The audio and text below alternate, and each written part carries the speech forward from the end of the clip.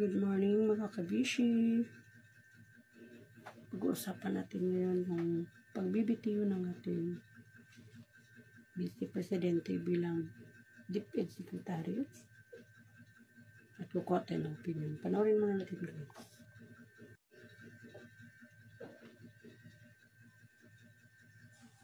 Earlier today, June 19, 2024, I sought an audience with the President and tendered my resignation as the Secretary of Education effective July 19, 2024. I have given my 30-day notice to ensure the proper and orderly transition for the benefit of the next Secretary.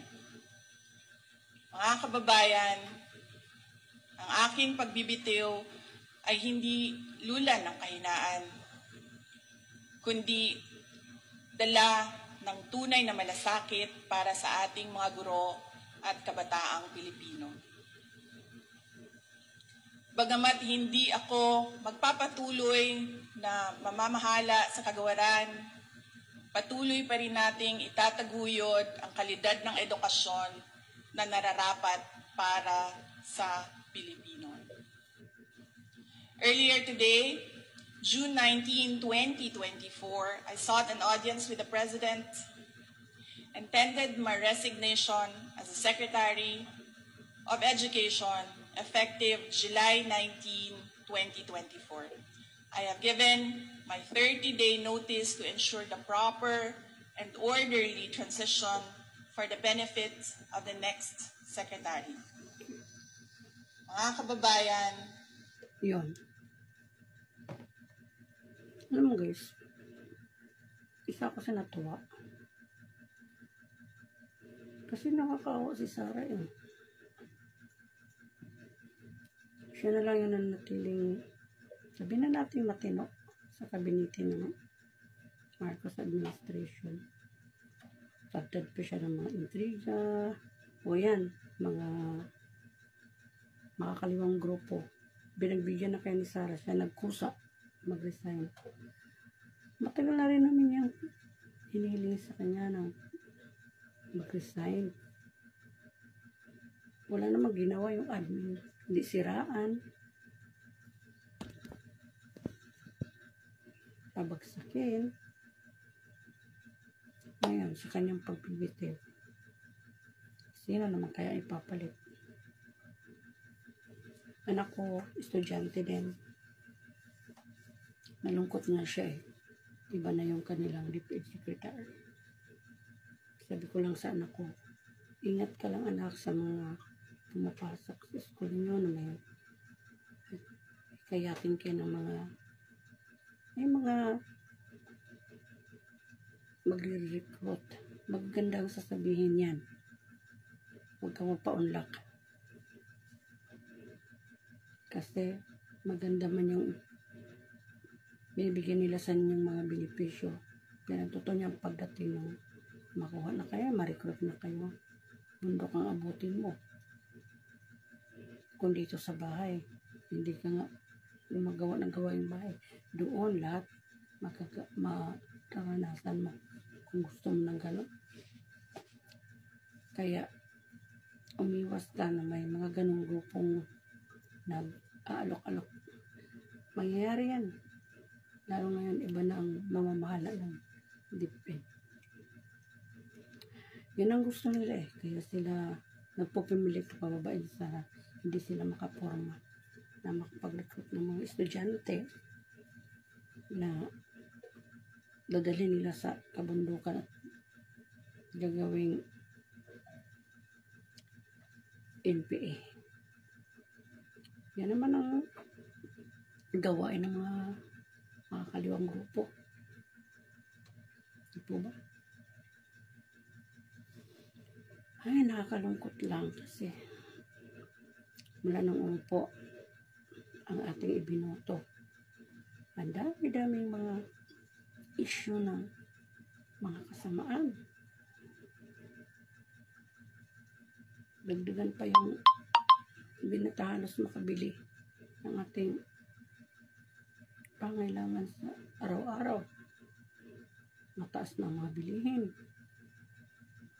Kaliwat kanan ang mga panggigipit. So ngayon, nagbibitaw na yung ating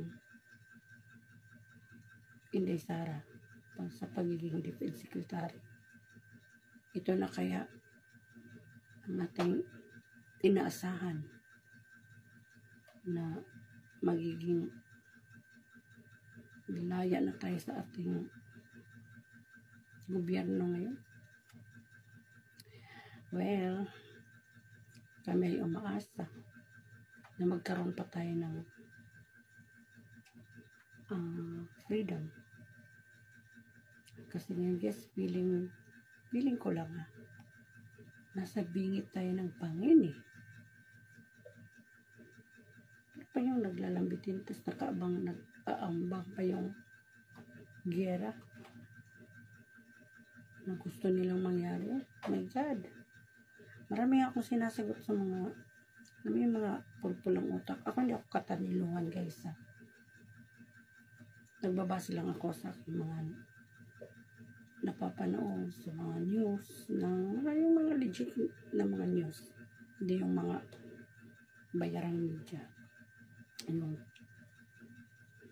tungkol sa gusto mangyari ng admin na to.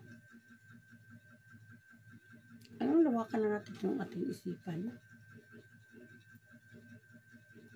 Ang nais lang naman nila yung kasariling kapakanan eh. Pero bakit maraming naniniwala? Anyway, hindi naman ganun karami.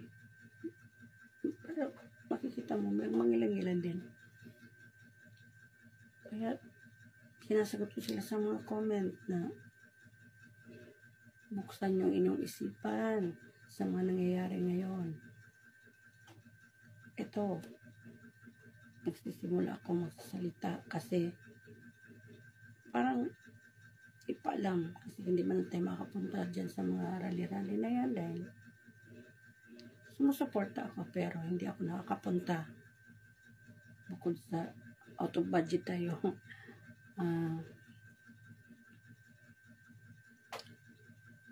Meron din akong ginagampanan dito sa bilang nag-iisang nagtaguyod sa anak ko. Kailangan kong kumayod para meron kaming makakain.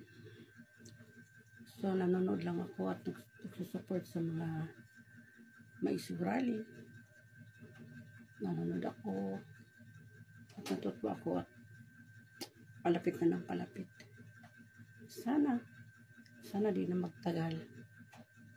Lalo na ngayon bumaba na yung ating Vice President. Nakakatuwa. Kasi si Inday kasi tahimik yan. Hindi yan nagsasalita. Pero pag nagsasalita yan, sa pool. Noon pa naman, nalungkot ako nung kung ano-anong binibintang sa kanya. Kung pwede lang, sunggaban yung mga nagsasalita ng mga masasama sa kanya. Alam naman natin na nagtatrabaho yung ating Vice Presidente.